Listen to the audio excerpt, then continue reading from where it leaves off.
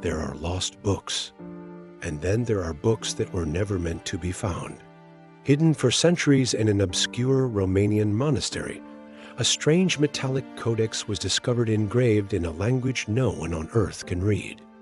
Its pages are made of lead, its script mirrored and alien, and some of its symbols match writing last seen on a 5,000-year-old Sumerian tablet. What you're about to see isn't science fiction. It's a real historical enigma that defies every explanation. Welcome to Unleash Facts, the place where history's secrets, unsolved mysteries, and mind-blowing truths come to light. In 1969, researchers stumbled across a strange little book while combing through the archives of a long-abandoned Jesuit monastery. And what they soon realized was that this was no ordinary book, because what looked like indecipherable gibberish turned out to be something even stranger. This small codex was bound in metal and filled with bizarre engravings which hinted at an ancient origin, potentially reaching back thousands of years to a time before recorded history. So let's take a look at the cryptic book of Voynich's twin, which may have been a key to the past. But first, let's talk about the Voynich Manuscript, because this mysterious book seems to be a kind of counterpart to the famous but infamous Voynich Manuscript, whose contents and origins are also unknown. The Voynich Manuscript is a strange medieval book written in an unknown script which has never been deciphered. With images of fantastical plants, astronomical charts, and nude women bathing, it's been suggested that this book could be the result of alien contact, a secret record of alchemy, a hoax, or anything else to explain how such a strange manuscript could have survived the test of time. But now, let's turn our attention back to the book that may be the Voynich Manuscript's twin. The story begins in 1969, when two Romanian historians, Paul Nascu and Harilam Constantinescu, were searching through the archives of the Jesuit monastery of Stii. As they descended into the monastery's crypt, which was damp and smelled of mildew, they were looking for a lost collection of texts rumored to have been taken from the library of the Royal Palace of Alba, Carolina. Instead, they found a small box containing a book bound in lead.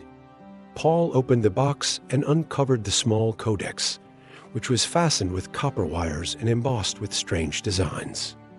The covers were stamped with astrological symbols and geometric patterns, and each page was made of thin sheets of a lead zinc alloy. It was originally encased in a wooden binding, but that had long since rotted away, leaving only the metal sheets and covers. At first glance, the book looked nothing like any other. But once the two historians opened it up, they realized that it contained strange symbols carved into every page. It was roughly the size of a passport, measuring 4 inches by 6.5 inches and only half an inch thick. And there were 24 leaves inside, or 48 pages. While studying the book, Nashko noted that some of the text ran counterclockwise while other lines ran clockwise, and that the characters in the writing didn't match any known alphabet, whether ancient or modern. However, the strangest thing about this book was that the writing could only be read by holding it up to a mirror, because it was backwards. In fact, the whole book was written in reverse, meaning that it couldn't be read without a mirror. Though the manuscript was later renamed the Codex, Paul Nashko had another name in mind, calling it the Crypto Book of Voynich's twin. The reason for this is that he believed it could be the twin sister of the mysterious Voynich Manuscript. Paul Nashko was a professor of Oriental languages at Baie-Bolyai University in Cluj-Napoca, Romania. He had always been interested in deciphering ancient texts, and so he pored over old books and manuscripts during his spare time. His work led him to uncover several medieval codices, as well as an ancient Roman altar dedicated to a deity named Zalmoxis, a figure from Thraco-Dacian mythology who predated Rome by several centuries. Although Nascu believed that the crypto book was similar to the Voynich Manuscript, he also thought that it might have been the key to unlocking the secrets of that mysterious book. He wanted to study it for himself, and his efforts paid off.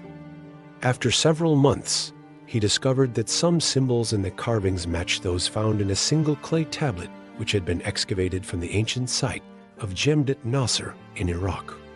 The tablet was inscribed with Sumerian cuneiform script and dated back to around 3200 BC, making it nearly 5,000 years old. This was strange because the Book of Voynich's twin had never left Europe. It had been discovered in the Jesuit archive of a Romanian monastery, and carbon dating confirmed this, placing the origin of the metal sheets somewhere between 1550 and 1700 CE. That means it could have been created at any point during the Middle Ages. But if that's true, then why does it contain symbols that date back to the dawn of civilization? There was no way that a medieval author could have possibly known about Sumerian cuneiform unless someone brought that knowledge to them from the distant past. Some scholars suggested that the Book of Voynich's twin could have been forged, but this theory was quickly discarded. If someone had managed to carve the archaic symbols onto the sheets of metal with an unknown tool and then bind them together in an authentic medieval style, they would have likely tried to sell the book to a collector or researcher. Find a book that can't be read. So forging it would have been pointless. Plus, it appears that the metal sheets were fused together by hammering, not glued, and each sheet was painstakingly smoothed and polished by hand, making the idea of forgery even more unlikely. So how did these ancient Sumerian symbols end up in a medieval book in Romania? We don't know. Unfortunately, Paul Nascu died in 2007 before the mystery could be solved, and so far, nobody has been able to decipher the carvings or trace the origins of the strange book. What we do know is that it contains 24 sheets of metal, each folded in half to make 4 leaves and bound together along the fold with copper wire. The front cover is stamped with a symbol that looks like a flower or a stylized sunburst, and the back cover bears a series of circles, spirals, and other strange glyphs. But the majority of the book is taken up by the central section, and each page features dozens of tiny figures and geometric shapes arranged in complex patterns. These details are incredibly small, and it took several hours to photograph them all, which makes studying the book very time-consuming. It's unclear what exactly the codex was made from, but we do know that it's an alloy of zinc and lead, although the ratio of each metal varies throughout the different sheets. Some researchers have noted that the proportions resemble the composition of human bones. Could this be a clue to the purpose of the book? After all, early alchemists believed that all matter was composed of 3 basic principles: sulfur, mercury, and salt. Sulfur and mercury are metals, while salt refers to any non-metallic element, including bone.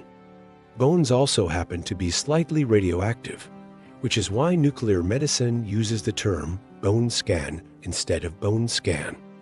Maybe the Book of Voynich's twin was designed to be held against the body, like a necklace or an amulet, because it shares the same composition as human bones. Other researchers believe that the book was made from lead because the metal is highly malleable and easy to work with, while at the same time resistant to corrosion. But it's hard to say for sure because we haven't seen the entire book in modern times.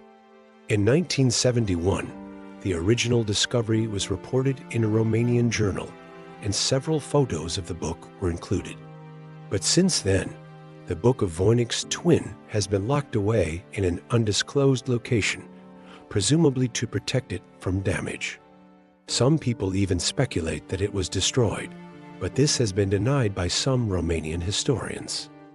Regardless of its composition or purpose, the Book of Voynich's twin is undeniably strange, and its mysterious origin has captured the attention of conspiracy theorists and paranormal investigators. Is it possible that aliens left this book behind in the distant past? Could it be a lost piece of alchemical knowledge or evidence of a forgotten culture? Or is there a more rational explanation? While we may never know for sure, the Book of Voynich's twin continues to fascinate us with its enigmatic allure. Now it's time to hear from you. What do you think the Book of Voynich's twin is hiding? Let me know in the comments below. And while you're at it, be sure to subscribe for more videos like these. Thanks for watching. See you next time.